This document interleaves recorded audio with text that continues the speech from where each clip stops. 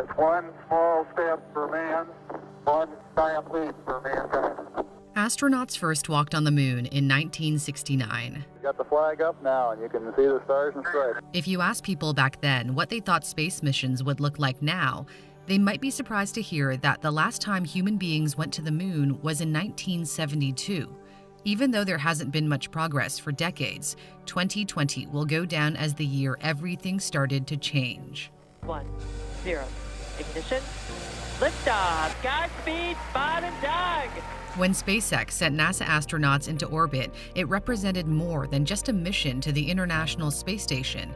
It meant a private company had built the infrastructure that could one day make space travel possible for everyone. Welcome back to planet Earth, and thanks for flying SpaceX. This day heralds a new age of space exploration. We're going to go to the moon, we're going to have a base on the moon, we're going to send people to Mars, and make life multiplanetary. SpaceX has big ambitions, and it plans to achieve them with Starship.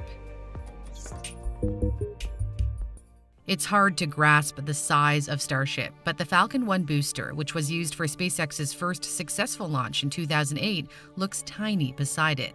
Starship is made up of two parts. The spacecraft is stacked on top of a huge rocket booster called the Super Heavy.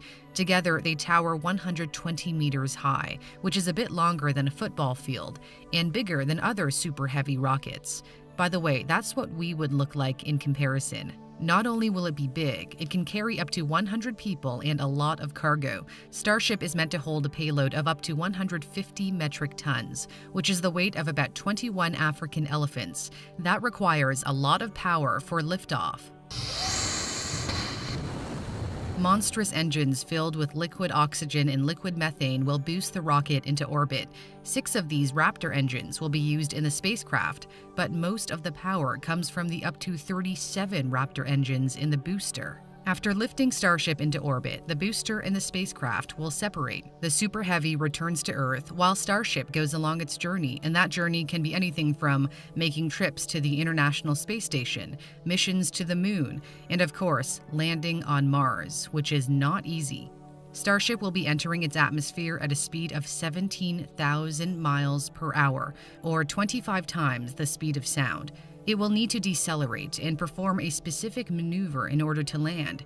And it's not just speed that Starship has to worry about, but heat. It'll be coming into the red planet's atmosphere really hot, so the heat shield will see some wear and tear, sort of like what you get from wearing out a brake pad of a car. One of the reasons SpaceX switched the material from carbon fiber to steel was to better withstand higher temperatures. It's also cheaper. But even before making the long trip to another planet, Starship needs to refuel in Earth's orbit. One Starship will meet another one that could have launched from the Moon, for example, powered by its own Raptor engines. And then once it reaches Mars, it could refuel again there for another trip. But none of SpaceX's ambitions would be possible were it not for the one standout feature of Starship. It is a fully reusable rocket. Never has that existed before. The Falcon 9 was the stepping stone, as SpaceX frequently reflew parts of that rocket, but the company's plan from the beginning was to build an entirely reusable one. You can imagine that if planes were not reusable, very few people would fly. The spacecraft will land in a way that might attract some crowds. It will fall back to Earth like a skydiver and belly flop at a 60-degree angle before slowing to the ground, rotating vertically, and then arriving at its landing pad. Because all parts of the rocket will be reused, the cost of each launch will drop significantly. For example, a NASA space shuttle flight was around $450 million. SpaceX has estimated a Starship launch could be as little as $2 million. At its factory in Boca Chica, in a remote area at the southeastern tip of Texas, SpaceX plans to churn out one Starship every 72 hours, with a goal of having a fleet of about 1,000 in service. But the question is, how will Starship make money right now? It can be used to carry Starlink satellites into orbit as part of SpaceX's plan to provide internet coverage anywhere around the world, which I talked about in another video. And revenue from Starlink could eventually bring in $30 billion a year. Another use is providing Earth-to-Earth transport, for example, going from New York to Shanghai in 39 minutes, which will likely be expensive.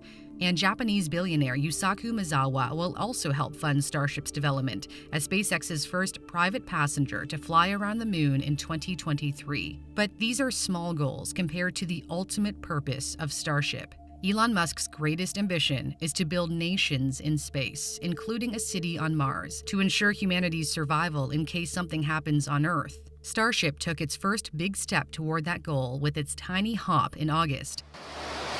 This is a Starship prototype, which looks like a floating tin can. It leapt 150 meters in the air using a single Raptor engine, setting the stage for Starship's plan to land on the moon by 2022 with cargo and then with crews soon after, before ultimately sending people to Mars in 2024. Although Musk is not known for making deadlines. But one thing is certain, and that's this. There are many troubles in the world, of course, and these are important, and we need to solve them.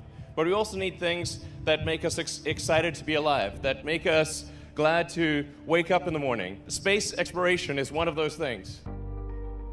So if you asked people in 1969 what space travel might look like today, even though they might be surprised that progress has been stagnant for decades, SpaceX appears to be changing the game. I hope you enjoyed that story about Starship. Hey guys, I'm Cindy Palm. Thanks so much for watching. If you like what you saw, give it a like, and don't forget to subscribe to my new channel. I'm always looking for good stories to tell. So if you have an idea, feel free to leave it in the comment section below. See you soon.